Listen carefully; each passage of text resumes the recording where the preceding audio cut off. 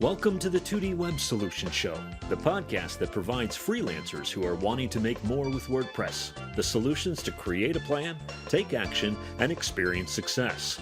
And now, here are Arelthia, Phillips, and Carron with their next 2D Web Solutions episode. Hello again, and thank you for being here for episode 27. Guys, today's topic is investing in yourself for your business.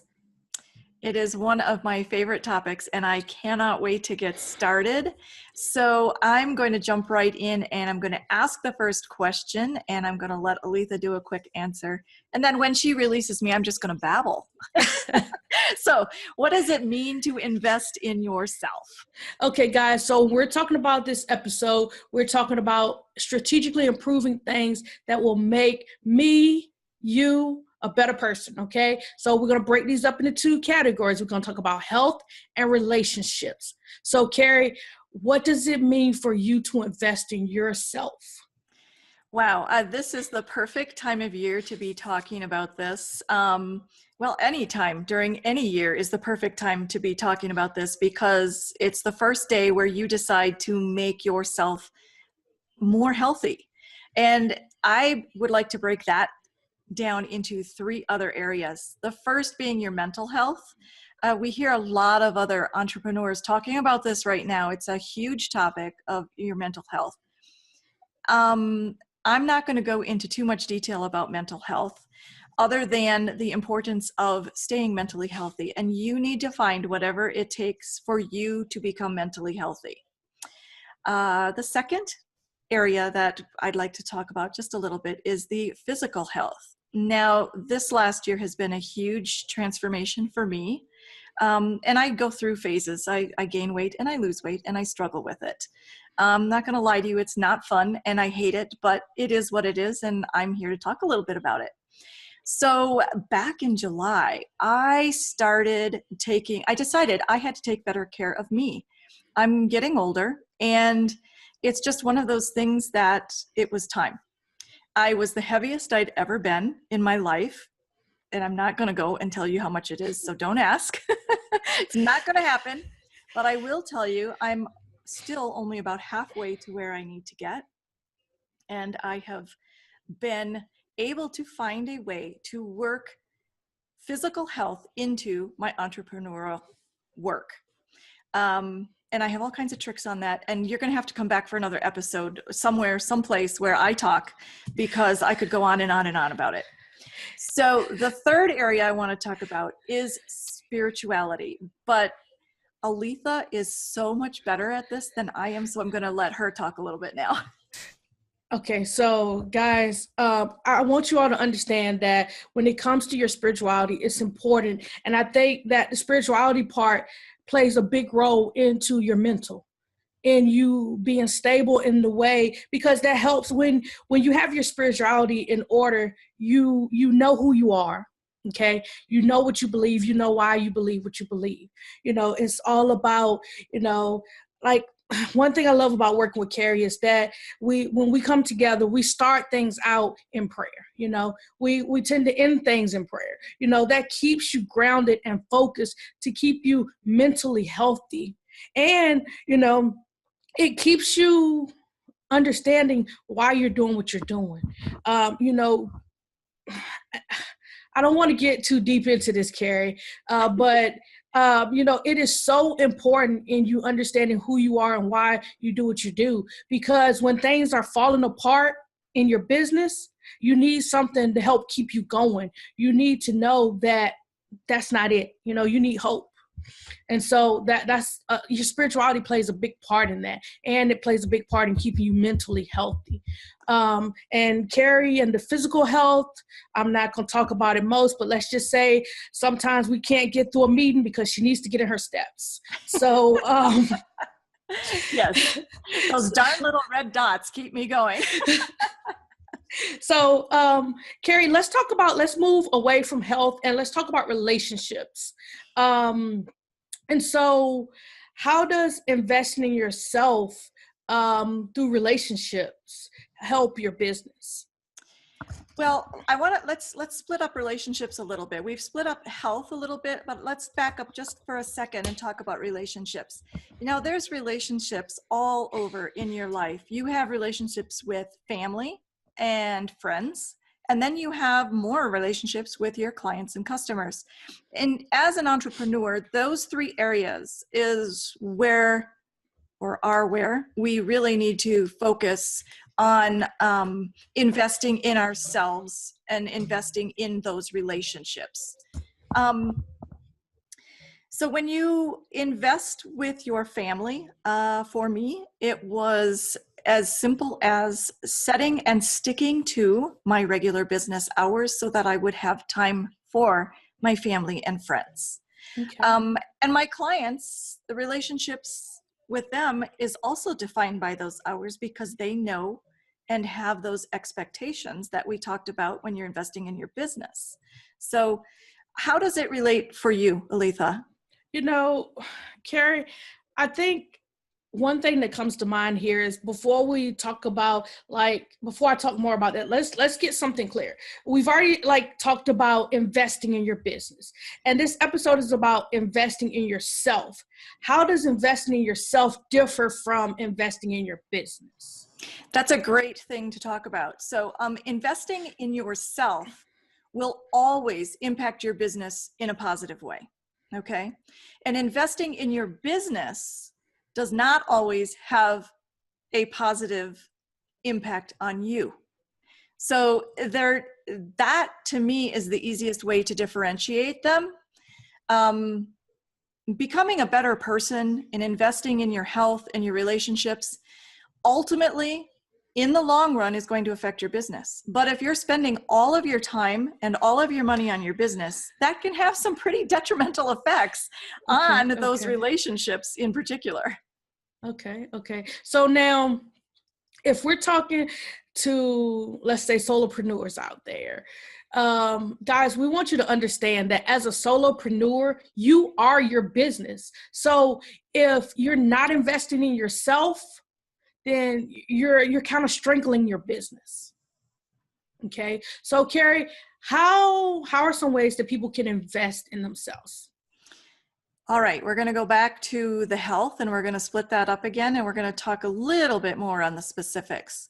So I'm going to tell you what I do and then I'm going to flip it and allow Arelthia to like I give her a choice here. Well, we'll take turns because it's important. You have to do whatever you feel is best for you. So I don't know what's best for Arelthia, but I do know what I have found that works for me. So that's what I'm going to share. My mental well-being. My mental well-being it relates directly to scheduling those work hours. When I am not working, that means I can go do things that I enjoy. And when I do the things that I enjoy, that brings peace to my mind. And that's what I do for mental well-being. Arelthia, what do you do in your life and your business when you're investing in yourself for your mental well-being? I think when it comes to mental well-being, I can't help but think of, staying grounded. My relationships help with my mental well-being, which I'll talk about that in a minute. But, staying prayed up, staying in my Bible, reading my word, spending time with other people that believe what I believe, that helps to keep you focused, not like trying to avoid negativity, really like saying no sometimes. No right. helps to cleanse your mind like nothing else. No is a complete sentence. It's like, no.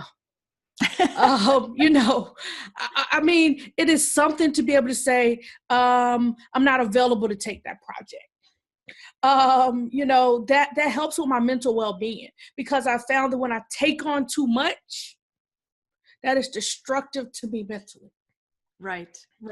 So now, Kerry, what about physical activity when it comes to your health? Okay, so physical activity. Being an entrepreneur, and especially being a freelancer, working for yourself, even if you're a solopreneur, or working with a team, it really doesn't matter. If you are working from home and you're investing your time in your business, one tends to go through phases where they spend too much time in front of the computer. And when you're sitting in front of the computer, you're sitting in most cases. We have to find ways to get out from behind the desk because sitting is so detrimental to your physical health. I used to be what was termed a jock back in my day and age, and I was always playing sports and I was always very active. And once I became an entrepreneur, that pretty much came to a screeching halt. And I literally was spending hours, 12 to 18 hours behind my desk in front of the computer and not doing very much moving at all. And it got to the point where I don't like exercise anymore. I'm old and my body aches when I exercise. So I had to find something that was going to get me to move in some way, shape, or form. And so I decided that walking was something I should always be able to do. And so I just started walking. I got myself a Fitbit, put it on my arm, and I set it to remind me to move every hour on the hour, 14 hours a day. And this is the little red dot I referred to earlier. If you don't move during that hour and get in at least 250 steps, then you don't get your little red dot filled in on your chart. And I am a checklist chart kind of person. I have to see those red dots. So it reminds me to get up. And I have all kinds of tricks to ensure that I get them all. I don't like literally do them every hour, take 200. So I have all kinds of tricks. Needless to say, I am also a nature buff. And so walking to me included hiking. And so I started hiking and doing that as well. And it also, the hiking side of it and walking, being outside, directly relates to my spirituality and how I connect with my creator and keeps my mind clean and fresh and healthy as well. So all three of those things are now tied in, and there is a balance like I have never had before. And so, Kerry, just with that, when you talk about, the three parts of health, all helping to balance, create balance for you, how does that fit in with relationships? Yeah, relationships obviously relates directly to all of those as well. But I would say, being able to create that quality time that I get to spend with my friends and family, again, it relates for me, being strict about my schedule, my work hours, and keeping as close to that as humanly possible. Now, granted, there are times when I have to make appointments outside of my regular work schedule. It does come up, and I do offer that. But I try to do it farther in advance, things like that.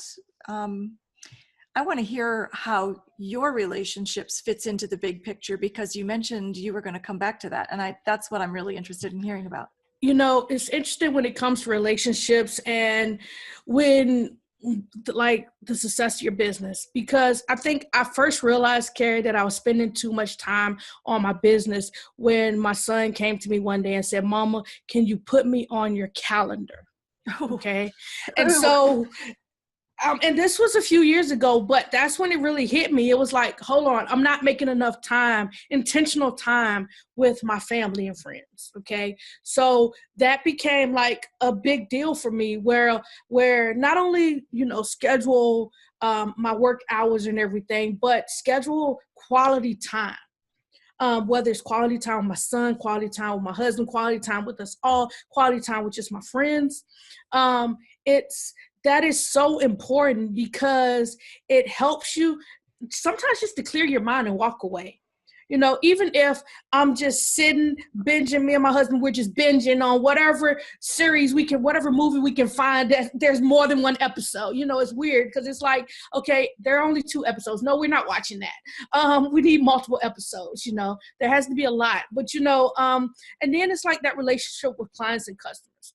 And I think that's something that has to grow over time. It can't be forced.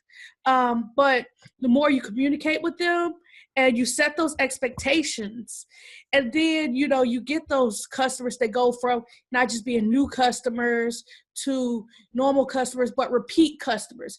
And as I like to put them, my repeat customers, or my tier 1 customers, the ones that keep coming back to me year after year.